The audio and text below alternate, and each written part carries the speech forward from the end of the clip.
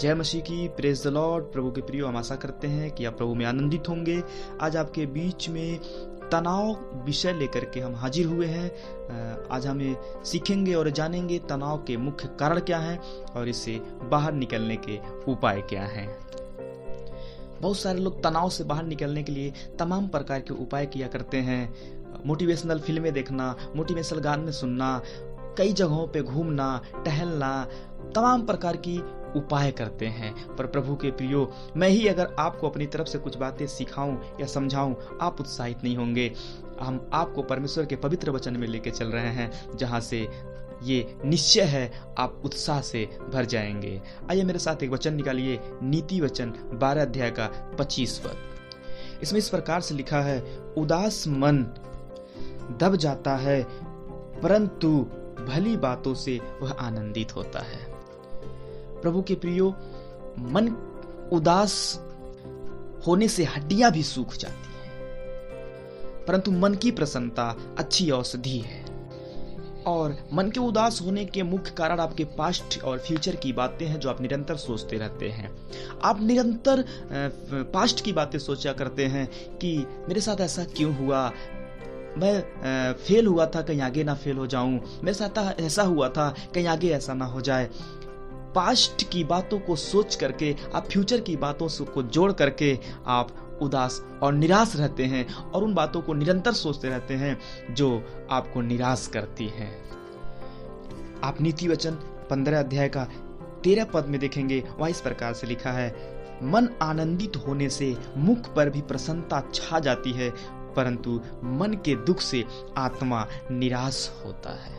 और प्रभु के प्रियो, यदि आपकी आत्मा निराश है, यदि आपकी आत्मा उदास है, आपकी बॉडी कभी भी स्फूर्ति नहीं रह सकती है, आपकी बॉडी कभी भी ताजगी नहीं पा सकती है। यदि आपकी आत्मा ही निराश है, आपका बॉडी शिथिल और कमजोर रहेगा, क्योंकि मन की प्रसन्नता अच्छी औषधि है और मन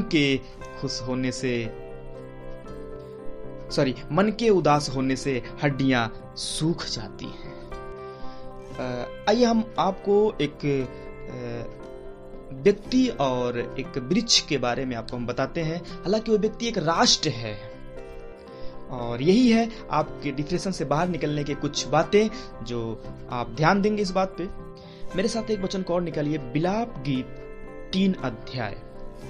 वहां इस प्रकार से लिखा है, वो जो व्यक्ति है वो एक राष्ट्र है और अपने वो गुनाहों का और अपने पापों का ठीक ठीक फल पा रहा है और परमेश्वर से इस प्रकार से कह रहा है, उसके रोज की छड़ी से दुख भोगने वाला पुरुष मैं ही हूं। वह मुझे ले जाकर उजियाले में नहीं अंधियारे में ही चलाता है।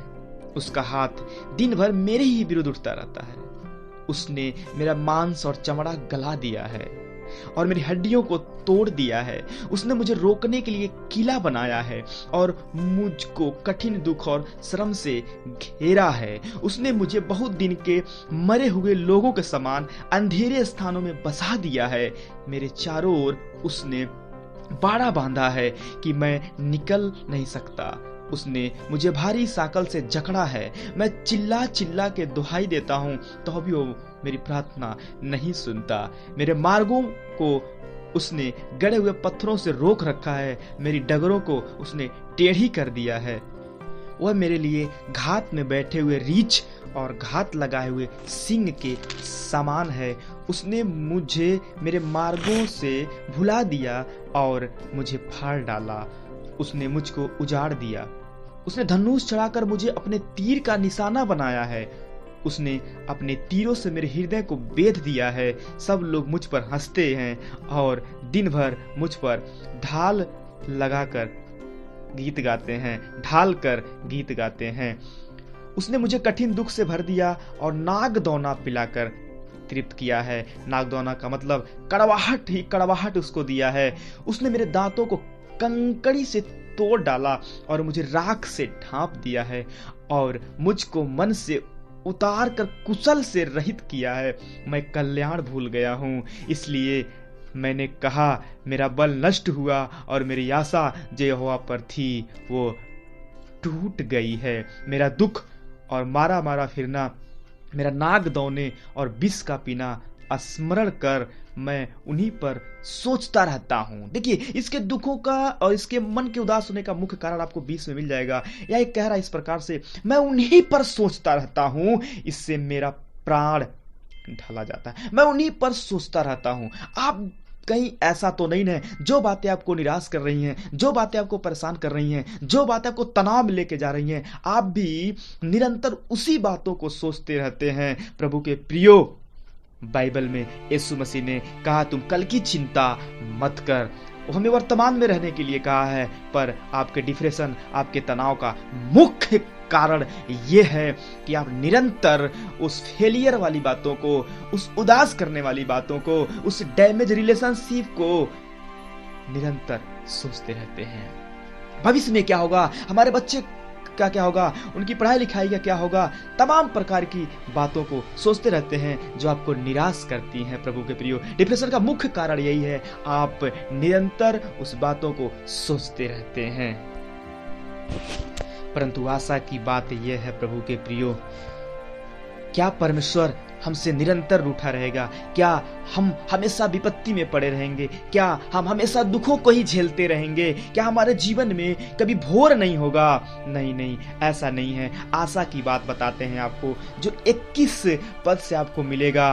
वो इस प्रकार से लिखता है, इस प्रकार से कहता है, परंतु मैं स्मरण करता हूँ, इसीलिए मुझे आशा है, मुझे आशा है। प्रभु के प्रियो, यदि हम परमेश्वर यहोवा को स्मरण करते हैं तो हमारे पास भी एक आशा है। वो कह रहा है हम मिट नहीं गए, यह यहोवा की महाकरुणा का फल है, क्योंकि उसकी दया अमर है।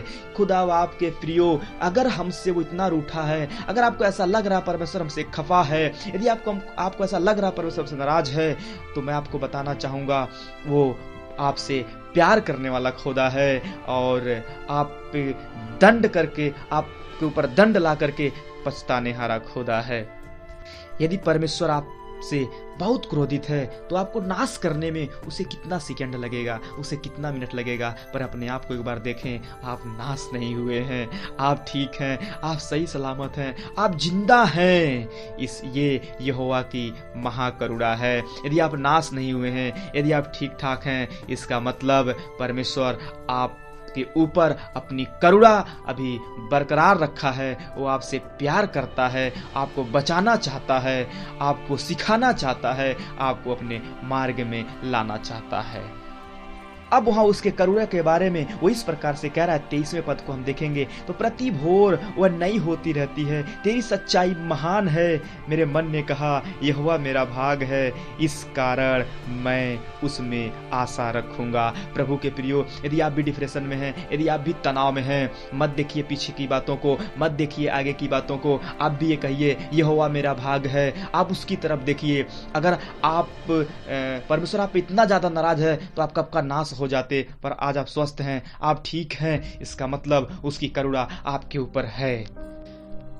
परमेश्वर उसके लिए भला है, परमेश्वर उसके लिए भला है जो उसके बाट जो होते हैं। प्रभु के प्रियो, आप देखेंगे 25वें पद में इस प्रकार से लिखा है, जो यहोवा के बाट जो होते हैं उसके पास जाते हैं, उनके लिए यहोवा भला है। यहोवा से उद्धार पाने की आशा रखकर चुपचाप रहना ही भला है। यदि आपके आसपास कोई तनाव में दिख रहा है, आपको लग रहा है कि वो तनाव में है, आप पता करिए कौन सी बातें हैं जो उसके मनों को दबा रही हैं, कौन सी वो बातें हैं जो उसके मनों को निराश कर रही हैं, कौन सी बातें हैं जो उससे वो दबे हुए चला जा रहा है, कौन सी बातें हैं। आप उसके पास जाइए और अपनी बातें बताकर उसे तृप्त करने की कोशिश ना करिए, बल्कि परमेश्वर के बारे में बताइए कि उसकी करुणा अब से लेकर अब तक है। यदि तुझसे परमेश्वर इतना ही नाराज होता तो तुझे खत्म करने में उसे कितना टाइम लगता, पर तू भला है, इसका मतलब उसकी करुणा तुझ पर बनी हुई है। प्रभु के प्रियो, आप उड़ाऊ पुत्र की कहानी सुने होंगे, उसमें जब उसका बेटा हिस्सा मांगकर चला जाता है, फिर भी उसके बाप को उसका इंतजार रहता है, उसके बाप को उसका इंतजार रहता है, और जब वो वापस आता है तो वो दौड़ करके गले लगाता है। वो त्याग नहीं दिया है, वो छोड़ नहीं दिया है। और इसी प्रकार से परमेश्वर आपसे प्यार करता है। आप पिछली बातों को ना सोचें, आप पिछली किसी भी उदास करने वाली बातों को ना सोचें, फ्यूचर के बारे में ज़्यादा ना सोचें। निरंतर सोचने से, उदास करने वाली बातों को सोचने से आपका मन दब जाता है और मन के उदास होने से हड्डियां सूख जाती हैं। प्रभु के प्रियो, आप नाश नहीं हुए, वो हमेशा के लिए त्याग नहीं दिया है आपको, वो हमेशा के लिए छोड़ नहीं दिया है आपको। यदि आपको ऐसा लग रहा हो मेरे दुखों को नहीं देखता, मेरी परेशानियों को नहीं देखता, मेरी कंडीशन को नहीं देखता, प्रभु के प्रियो आप उसकी ओर देखें। वो आपको देखता है, आपको जानता है, वो आपकी दुहाई को अवश्य सुनेगा और आपके शोक को नृत्य में बदल देगा। यदि आप भले हैं, आप अभी स्वस्थ हैं, यदि आपको ऐसा लगता है कि आपके जीवन में सब कुछ बुरा हो रहा है, सब कुछ बेकार हो रहा है, प्रभु के प्रियो आप ना घबराएं। परमेश्वर के वचन पे आशा रखें और अपनी निगाहें उसकी ओर लगाएं, क्योंकि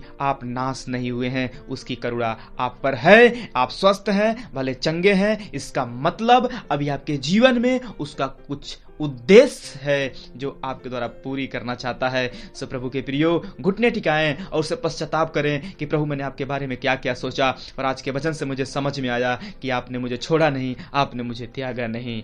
प्रभु के प्रियो, मैं आशा करता हूं कि आज के वचन के द्वारा आपको समझ में आया होगा और जरूर आप उत्साहित हुए होंगे।